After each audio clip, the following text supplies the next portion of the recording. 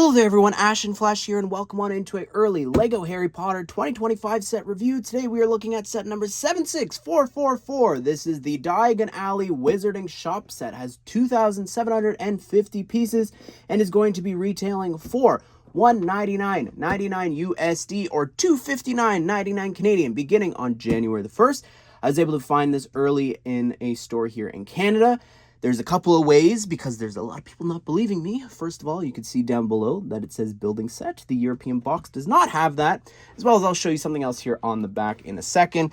You could see what it looks like with all the shops side by side, all the characters you get. The back of the box here features a couple of different pictures here from the actual film. You can see the back of the shops, as well as the other indicator that this is not the set that I was sent early is the tape here on the side. Completely different box design. We actually did a reel in the summer showing off the European new large boxes that is really interesting. But anyways, let's go ahead, let's open this up and take a closer look at this. All right, here it is, all built, and I need to say that I really don't know how I'm going to film this review, because this is massive. It's so much more wider than I thought. It's so much more detailed. There are just such a crazy amount of small little details all throughout the interiors, the exteriors, and of course, because this is so wide, I can't fit it all on screen. So there's going to be some photoshopping and different things.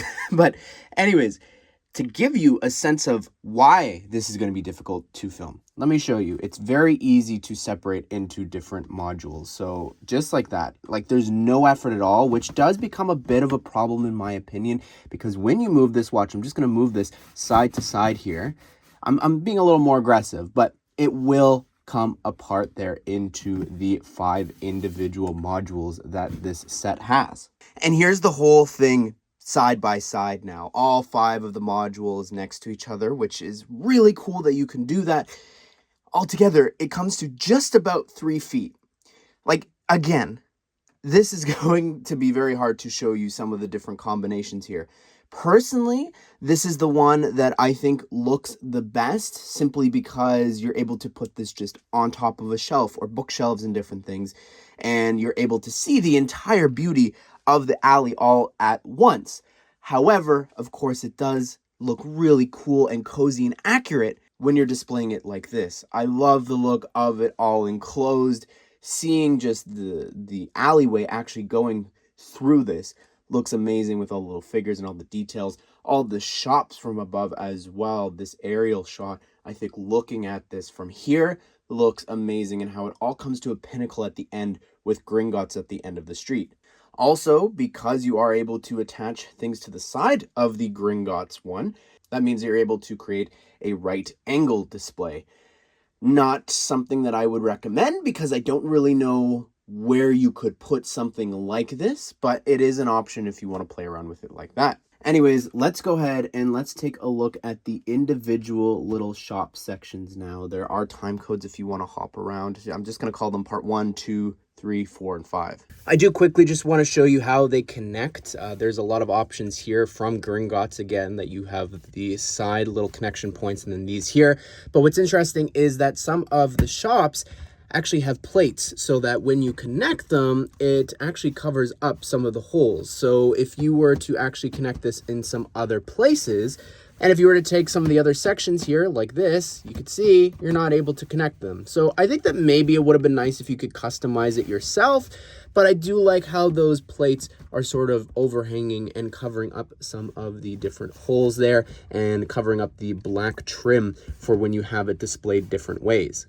So here is the first section here, and you sort of have to start over here, I think, on the outside, because this is, of course, where you enter Diagon Alley. So first of all, you've got a little night bus there, which is a cute micro build. I like this a lot. It's got, you know, a lot of the detailing and different things with the windows, and even the slopes look really nice there too, the angles. But yeah, it just attaches to these 2 little stamp pieces there. One of them got stuck, but anyways, it's just parked outside here, dropping you off at the Leaky Cauldron, which is really neat. I'll show you the interior here now too for the back of the shops, but over here for the Leaky Cauldron, You've got a couple of different, stools and spots for you to sit, as well as a table, a little light up above, as well as, I guess that's supposed to be the exit there. I'm not really too sure about that.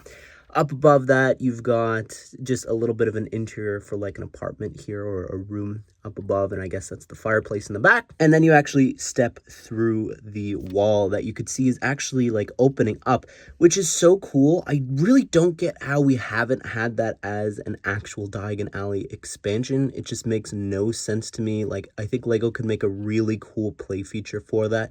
You're gonna see this street light build all throughout the rest of the build for the set, and I think it looks really great. It just adds a little bit to the set. Also, the pathway down below, I really like how it reminds me of the big Diagon Alley. You've got some little stones there with these round tiles, as well as the dark tan for the sort of trim for the pathway for Diagon Alley.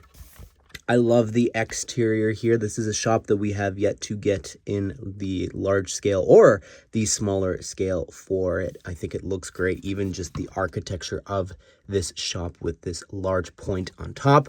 We just recently got Madame Malkin's in the small scale version for Diagon Alley. Hopefully we get a large version. And then the quality Quidditch supplies look so nice. I love the colors here. I really don't like the pink that they used in the large scale, and there's a rumor that we're going to be getting the smaller version of this next year, so this is going to be looking really great. I love just as well the architecture for this. This is something that I said, I forget what set it was recently. I think it was actually Malfoy Manor, and it was how they have all of these different like half stud attachments, which looks so great over here, and all throughout this set you're really going to notice it. This tile here, that's actually an M, which is going to be used a lot of different ways in the set, which is really cool. Just signage throughout this. Same with this window there. That print is used a lot throughout this as well. Looking up here at the roofs, I really like the different chimney stacks there, and they just look so great, and a little detailing there as well. Now onto the interior, you could see a bunch of the magical creatures that are sort of being bought here, specifically that toad, and I guess just different, I don't know, accessories that you can get for that. You do have this chocolate frog card up there at the top. Here for Madame Malkin's, I love this so much. That 1x2 tile looks so cool for the like large mirror. Again, it's very hard to show everything. You've got a bunch of different clothes and fabrics on display, and the second story there. You've got this piece there that's going to be used a lot of times for seats throughout this, and I think you are actually able to put your figures, your little micro figures, actually sitting inside of the seats, which is a cool little detail. Now onto the inside of the quality Quidditch supply store. I love the paintbrushes for the brooms. That's so smart. Also, all the tiles there, those are representing the 4 houses. You've also got the 4 houses represented on like the carpets down below, dark blue there in the back, yellow, sand green, and dark red. And then up above, you've got a bunch of different banners and this cool little figure there for like a mannequin. Here's the second section, and I'm just going to tell you the names of all the shops. We've got Ilop's Owl Emporium. Then we have Slug and Jigger's Apothecary. We have Mr. Mulpepper's Apothecary and Pottage's Cauldron Shop. So that's these shops here, and I love the look for these 3 just because they are so similar, all of them, especially the exterior, the top part there. It looks great, and even just how that then relates to the roof, I think, is also a really cool detail there. But anyways, let's go through and talk about these. So the Owl Emporium, you can see that that tile that I was talking about is rotated to be an E now, which is cool. I like the little baby owl there without any printing, and the glass out here in the front looks nice. I like how that's actually not attached. It's just a little bit of like overhang. Anyways, moving on to these 3 shops. Again, aesthetically, exterior looks really great. You could see, I didn't see this from where I was standing, but the M for Mr. Mulpepper's Apothecary. So it's now an M as well, which is great. The roofs, again, look really nice. I like the use of the little new tulip pieces that were introduced at the tail end of 2024. And the chimney stacks and everything there too. But coming around onto the inside, you've got I like the use of the little white tiles for poop And I guess those are supposed to be different owls and everything there. So that's neat. And then on the inside, you've just got detailed little shops. Again, little seats for you. You've got this tile there from different textbooks that we've gotten. The glittery interior there. Again, another little charm. Like, this just looks really great. Just the interiors, they're incredibly detailed. Next up, Gringotts Wizarding Bank. Obviously, this is the tallest building here, and it's a large part because of the iron-bellied dragon on top, it's an interesting build. I don't think that it looks as detailed and as good as maybe it could be. I don't know. It's just not my favorite thing. I think it's my least favorite part of the entire set. I think it looks nice when it's on top here and it attaches that gold stamp to the body of the Iron Belly. But beyond that, I just don't think that it looks that detailed. And again, I know we're on micro scale, but I don't know. There's something about it. But anyways, I'm going to remove that so that we can focus on just the building here, because I think it looks really nice. Over here in the corner, you've got this little corner. It's almost like a marketplace. Like, this looks like a little trolley that you can move around. I love the steps going up in the back here. They don't lead to anything, unfortunately. But yeah, you've got sort of like housing and storefronts there. This little banner up above. I like the chimneys there too. The little windows in the corner. A little sign. So there's quite a lot. Over here, you've got another little shop there. It's a very tiny one. And then you've got that wall there from Gringotts. The angle that this is on is amazing. I love these side parts there. They look great. I think all of these pillars as well look amazing. They're not on angles, unfortunately, but also the inside there, the use of those window pieces and then having them blacked out look really great. The top part for the roof, there's nothing going on. Interior, though, I love the pearlescent little windows there, those detailing, as well as that chandelier. You've got a little bit of the office up top, as well as all of the little booths there for the goblins. The lights look great. Moving on now, here we have Borgin and Burke's, as well as this is the Scribblus writing implements. We have here Ollivander's wand shop as well. But I need to connect and bring Gringotts back into the fold here just to show you the alleyway that is created here for Nocturne Alley. I love the look of that. I think it's a little tight there, but that's also very fitting for it. But if you look at the actual side part here, it looks great with those transparent pieces. I also like those windows there. The slopes out here in the front look great, and these windows there too. I really like the olive green roof there with the chimney. And same here for the rest of the shops. It just looks great. I like that little door for Ollivander's. And the rest of Ollivander's looks great here too. How they've done the sort of same design for the windows that stick out that are circular. But you've got these really cool slope parts. So this is really built into this, which looks nice. Over here for Scribblus, you've got, again, that little window design there too. Now, over here onto the inside of these shops, I love this a lot. You've got the hand there. You've got the stairs going up. You've got the wardrobe and the jewel, as well as like a glass case up above. So it just looks like it and feels like it. I love the orange windows there too. Over here, you've got a bunch of different, pens there, which look great, and different writing equipment, some little office area up here too, which looks cool with those seats and the tables and everything. You've got the clock on the wall, and Ollivander's looks cool too. You've got this for the ladder, a little flower pot there, a seat, as well as all of these little boxes for wands. And I like all the different colors there, and the rail system up top there too. And a little bit of the top part there is built in too. And the very last section here maybe should have been the one that we started with, only because we've got a little bit of an exterior here for this. I like the design for this little building facade. You've got the doors and everything there. I'm not a fan of these studs being shown, but I like the little telephone booth out front, as well as this Diagon Alley tile, which looks amazing. I really love that. But coming back to actual Diagon Alley here, shops that we've got, we have the Microfigures Wizarding Equipment. We have Florian Fortesque's Ice Cream Parlor, which is rumored to be coming in a small version with the quality Quidditch supplies next year. We have Flourish and Blot and the Weasley's Wizard Wheezes. Of course, we've gotten all of these buildings here from this to the right in the large scale form. We got this in the small form too. So yeah, anyways, let's talk about these. Again, look at that little tile. It's now being used for a W, which is really cool. The exterior is fun. I really like the color scheme of it here. Again, the blue adds a lot. The ice cream parlor is really cute as well. You've got seats out front, so you could take your little Microfigures and actually have them go on a date, which is really cute. Outside of the bookstore looks great. I like the little statues out front, the color scheme, the slope there for the roofs.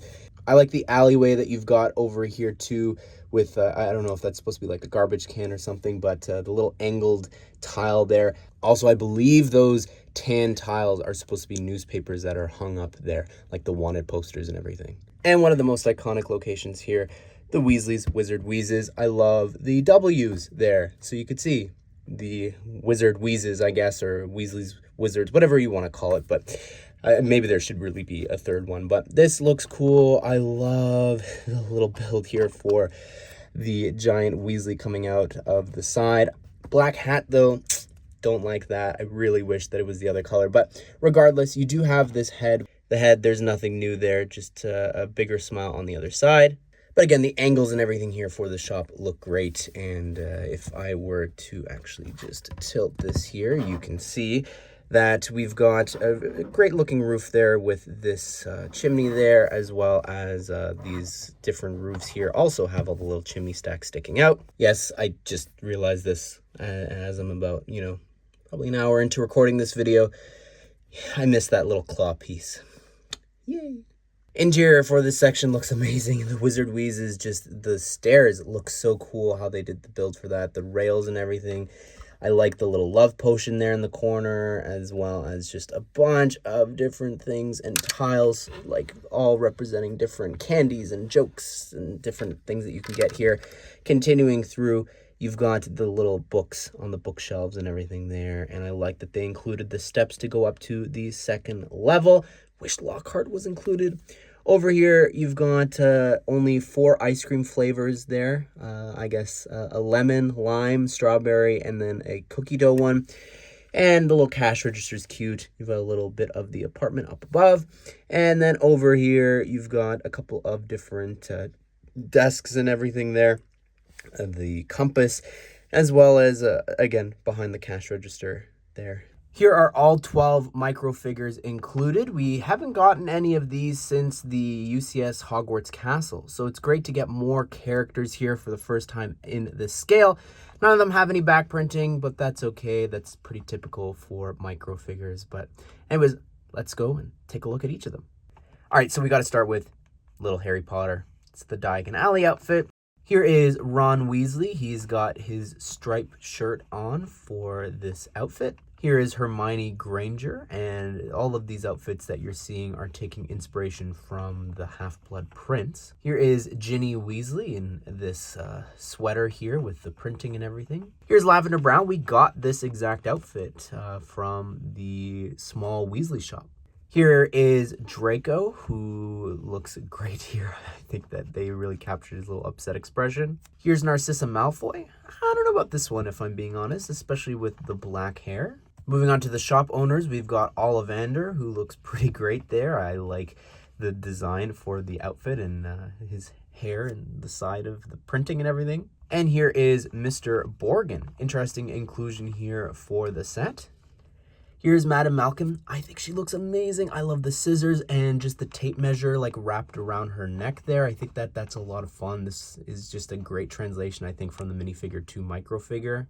Here is Fred, and you can see here when we look at George that the other outfit, the suit is a different color, and also the hair is actually swooshed and combed over a different way.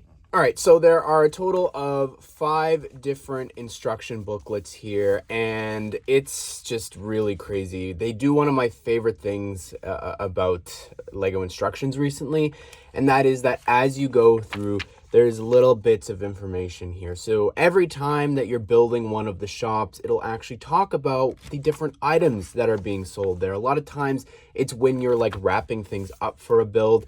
And I just love that they are including that. Now, if you were to take a look at the inside here for the instructions, you can see the set designer there with the incredible model, and you can pause and read what he has to say about the set. Here's the very helpful and informative guide to Diagon Alley, which is awesome, awesome, awesome to see. Also, you could see that we've got a picture here of the actual movie, and then a way to display it, I guess, as well. You could have it open like that on an angle, like the product image. But that's it. That's all the information. Then again, as you go through and you build the different sections, you're going to find. Well, there you have it, everyone. That is my review of the Diagon Alley Wizarding Shop set.